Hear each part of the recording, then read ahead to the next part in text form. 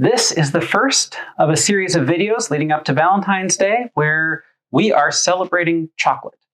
Today we are going to make chocolate bitters from scratch and use that to make 3 amazing interpretations of classic whiskey cocktails. So to start, we've got to make these bitters. We're going to combine in a jar 1 1/4 cups cacao. And it takes a bunch of funky ingredients, some of which you're probably going to have to source online. It's the nature of bitters. You need bittering agents. These are not the most palatable of ingredients for any other purpose. So our bittering agents in this are going to be the cacao nibs themselves, because they're naturally bitter. We're also going to add black walnut leaves, some wild cherry bark, and some gentian root to bitter this. So into our jar goes 1 1/4 cups of cacao nibs, 1 1/4 cups of bourbon. I'm using a relatively inexpensive bourbon that still has a good flavor, but it's pretty low proof. In order to up the proof, I'm going to add 1/4 cup of Everclear. If this gives you flashbacks to bad experiences in college, don't worry. Very little of this makes it into any actual drink. And to this, we're going to add a little bit more depth and complexity to the flavor. First, our bittering agents. I have black walnut leaves here. I'm going to add a teaspoon. I kind of have to grind them up a bit myself. They came in a rather unusable form, fresh from the internet. To this, I'm going to add a teaspoon of wild cherry bark and 2 teaspoons of gentian root. Gentian root was actually the hardest ingredient for me to source. I did get it on the big website named after a river. Just took a little longer than other ingredients. To this, we're going to add a few spices to round out the flavor. First, we will add 1 vanilla bean, 2 cinnamon sticks, and 6 cardamom pods. I'm using green cardamom. Black would probably work, but green is what I've seen most referenced online. It's also usually a little easier for me to source. So I'm using 6 green cardamom pods. I gave them a bit of a crush in my hand before I put them in. I'm not entirely sure that that's necessary, but it helps.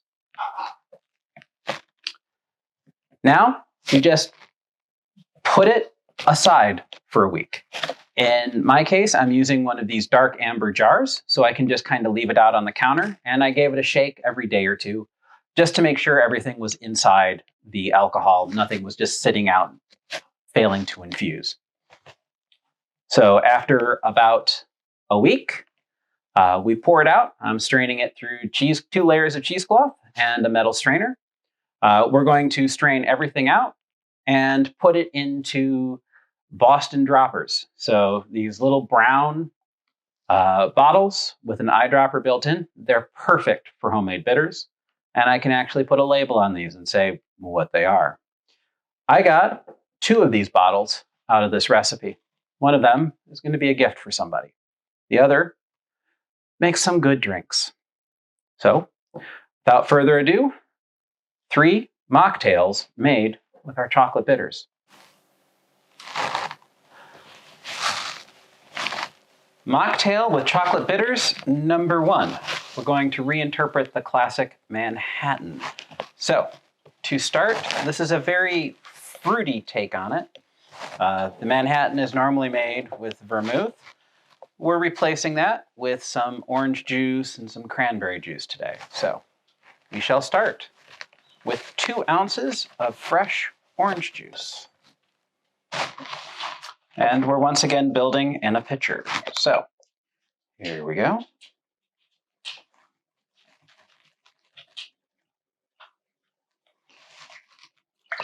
Two ounces or 60 mils of orange juice.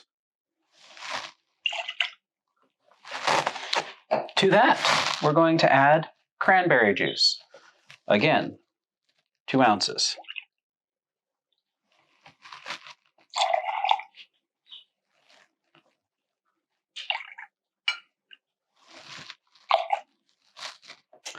And this pitcher is rather messier than I would like. So it's probably going to lose its spot in the rotation for being a slob. And now we add a bunch of ingredients to make this kind of interesting. A tablespoon of apple cider vinegar. Don't worry if you don't like vinegar. You won't even taste that this is here. It's just adding sourness and depth to the drink. A half a teaspoon of our chocolate bitters. Remember, these are alcoholic, but there's not much going in here. And man, do they smell good. They smell absolutely incredible. A little bit more.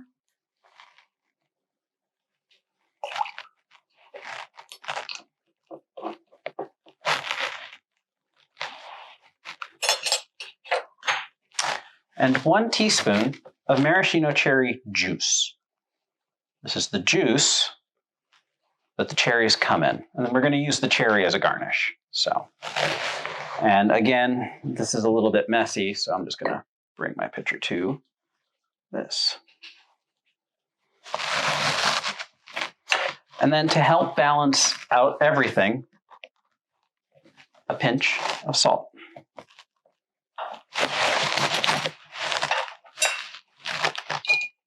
Give it a stir. Get everything integrated. Give that salt a chance to dissolve. If you have a salt tincture, you could definitely use it here. I didn't. We're also not adding any syrup to this drink because we're using the cherry juice for that. We'll fill our glass with ice.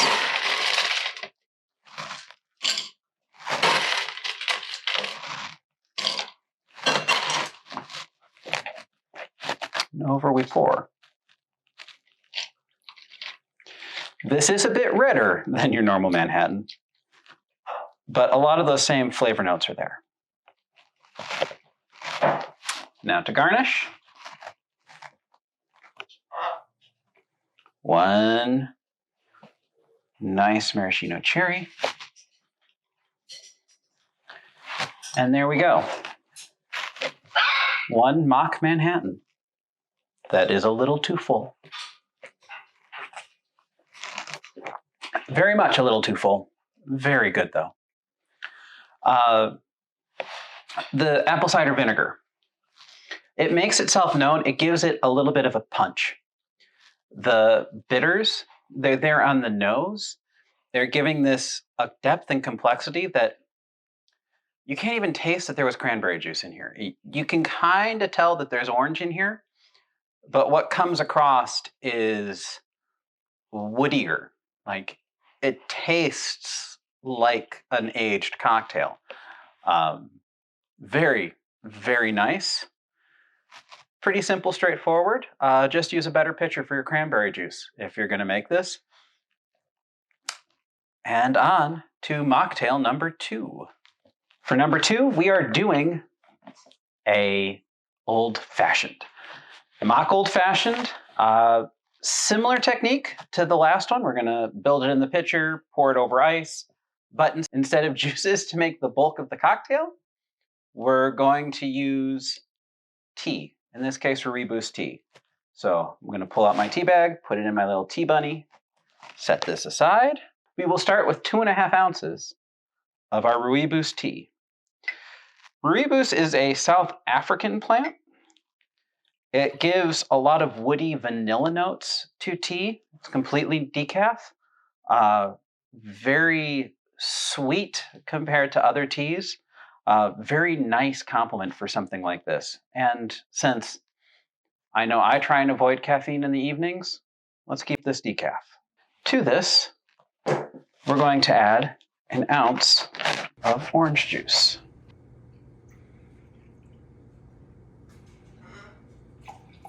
Instead of a tablespoon, we're going to use a teaspoon of our apple cider vinegar. We're not counteracting nearly as much sugar in this one. And our chocolate bitters. once again, a half teaspoon. If you are used to dashes, this is somewhere between 5 and 8 dashes. A little bit easier to measure since we're using more of a quantity. You know, a lot of cocktails you might only put a dash or two of bitters in, but we're putting a little bit more because we want to showcase the bitters. We put a lot of work into making these, well, at least a lot of time. They're pretty easy to make. They just take a week. So we want to highlight those flavors. There we go. Pinch of salt.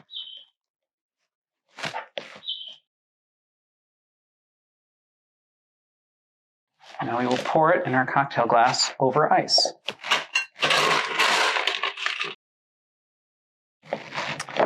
And we will garnish our drink with a slice of orange.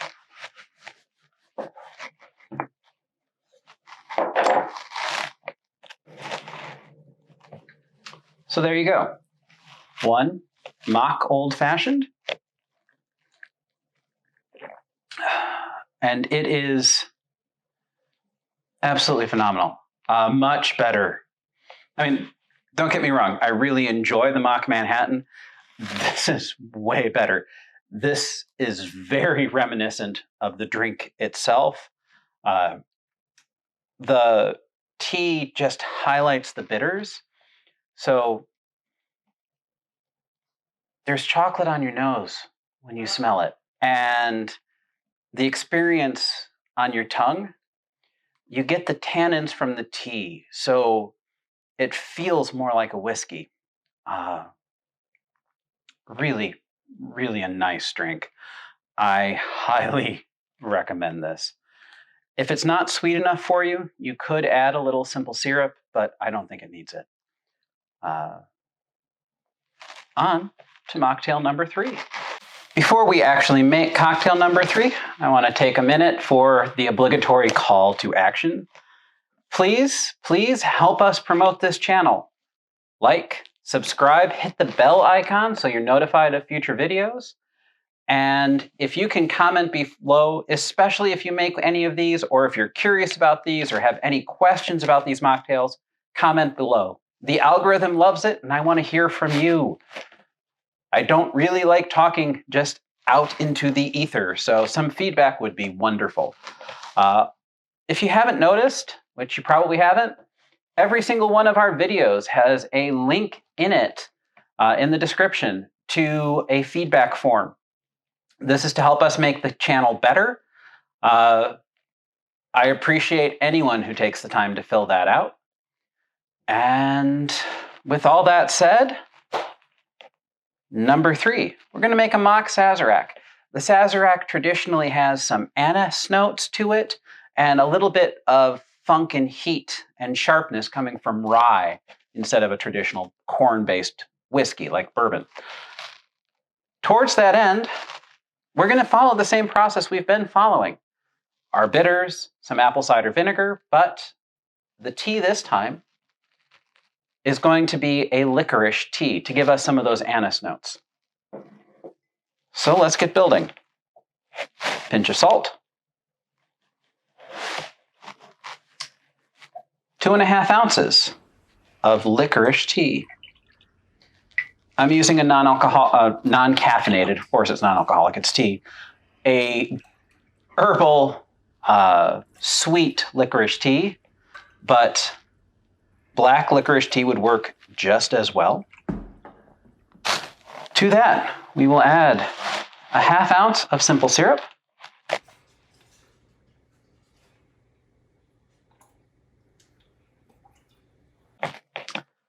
a tablespoon of apple cider vinegar again. That'll give us some of that rye sharpness. A 1/2 ounce of orange juice. Hopefully I have a 1/2 ounce left from everything we've done so far. Looks like I do. There we go. And 1/2 tablespoon of our chocolate bitters. Oops.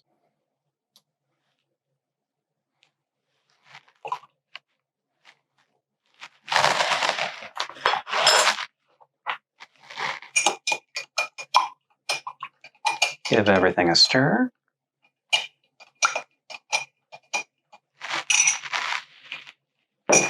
Now to garnish this, we're going to use an orange peel.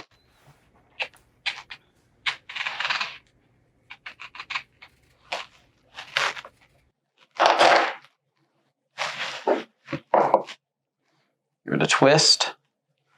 Try and extract a few oils. I'm just going to put it on the side of our glass.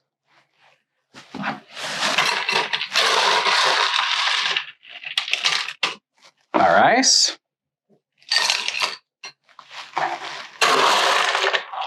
And that'll hold our peel in place.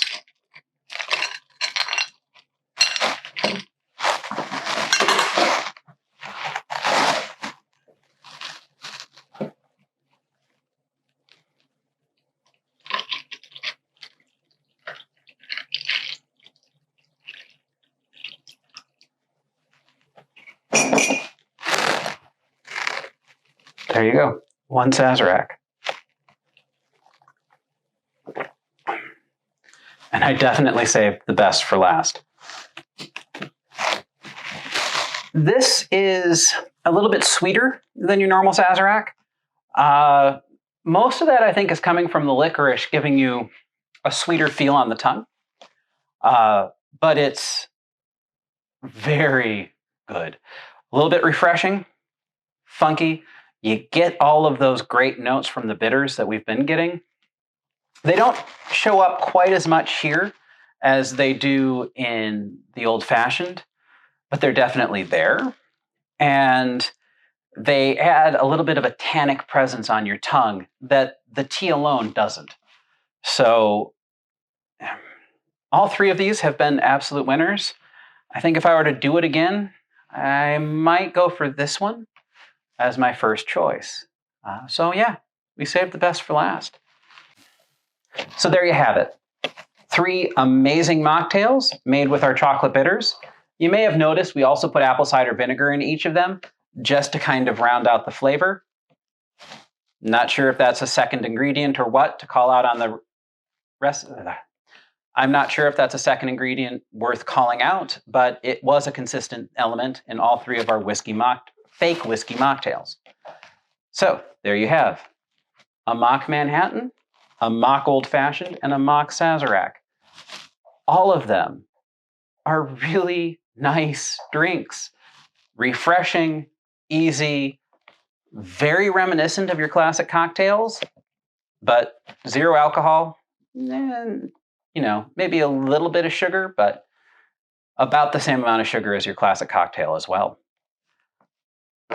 Until next time, enjoy.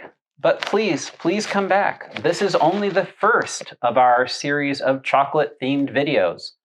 Another one will be out on Thursday. Until next time, cheers.